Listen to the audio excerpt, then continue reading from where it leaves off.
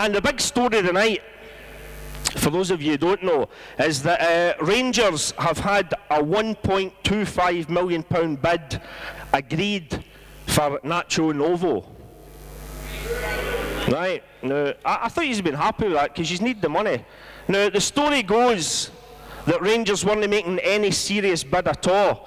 But then your manager, Jim Duffy, was a clever cookie. He told Alec McLeish that Nacho was actually 42. And I was fucking right in. So you've got £1 million in the bank here, maybe. Ronald, Frank de Boer. Fucking outrageous, isn't it? It was the best one, no, the best comment I heard on it was Charlie Nicholas.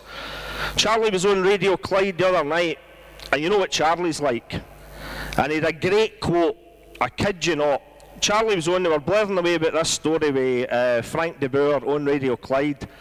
And whoever it was that Charlie was talking to in the station, he's talking to me, this guy saying, this is terrible, Frank de Boer, he's an old man, Rangers have already blown it in the league, what's all this about, you know, look at the age of him, 33 years old, you know. And Charlie Nicholas said to the guy, and I kid you not, he says, listen mate, he says, 2 words, remember Lubomir Moravchik. Fucking, you know, he's on the telly as well. Fuck's sake. Anyhow, just one more wee bit of news that you might have seen today. A 50 stone, no offence, a 50... No. Oh, you've stopped smiling now, haven't you?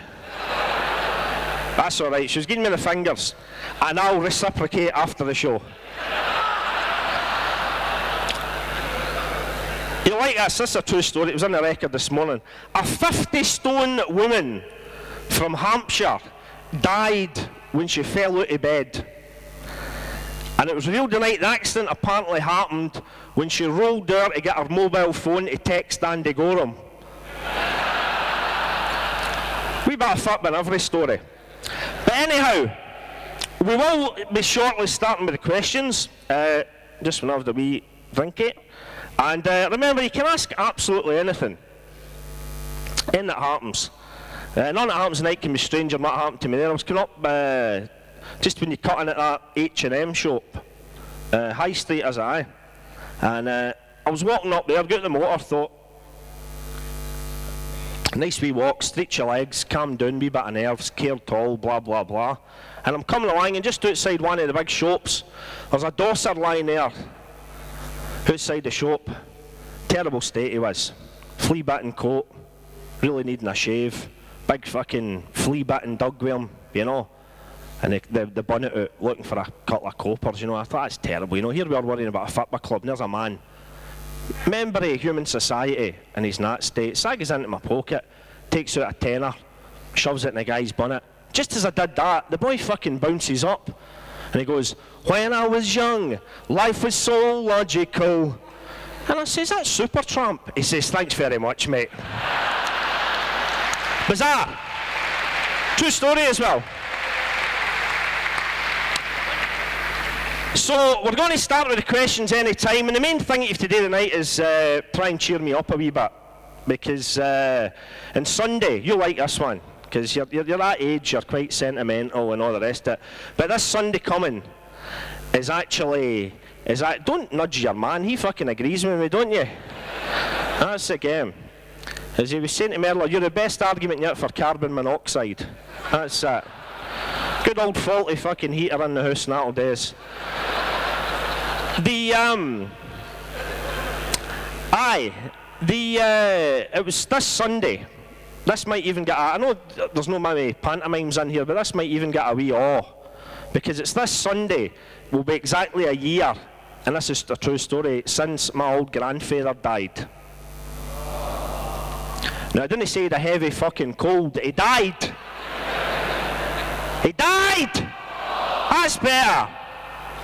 Fuck's sake. 83 years old he was. Died a year ago this Sunday. But I'm proud to say, coming up here from Motherwell and being proud of where I'm from, that he actually died, as I'm sure all good Motherwell guys will go, he died when he was riding. 83 years old, had a heart attack that Sunday morning while riding my granny. who was also 83. And I can tell you what they used to do, even at that age, and it was remarkable. What they used to do, stayed in Motherwell every Sunday morning. He'd open the bedroom window, and to the sound of the church bells from DL Parish Church, he'd use them, my old grandfather, to help him get a rhythm. And he'd bear my granny on a Sunday morning, ding dong, ding dong. And that's what killed him, heart attack. And doctors said that he could actually still have been alive today if that fucking ice cream van hadn't come into the street. Terrible shame. So tonight's show then is dedicated to my grandfather, who would have been 84 on Sunday, alright? Now, there's not really much else I've got to tell you to start off with, but we should bring the rest, keep the rest of the first half for your questions. The deal is, MDs want to ask a question, and as I say, you can ask absolutely anything. Just stick your hand up for any time now, and there's about 3 or 4 people with microphones like these who are farting about in the studio. They'll find you, you can ask your question, and that way everybody will be able to hear you. Alright? Dead simple. So, that's all you need to do. For here on in, stick your hand up and go for it, and that's it. The intros, as they say, are over. And there we go. But no, we'll fire in, and as I say, there'll be a prize for the best question that gets asked on the night. What that basically means is the person that takes a piss out of me the best. There'll be a prize for the best written down question. And then what we're going to do as well, the wee thing I forgot to mention to give away some t-shirts at the start. Aye, give us a fucking chance, don't interrupt. Right, what is it? How did your granny get the old man off?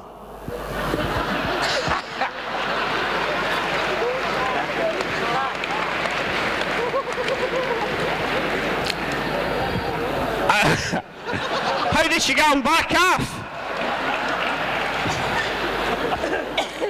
Well, I'm sad to report that it was me that had that job.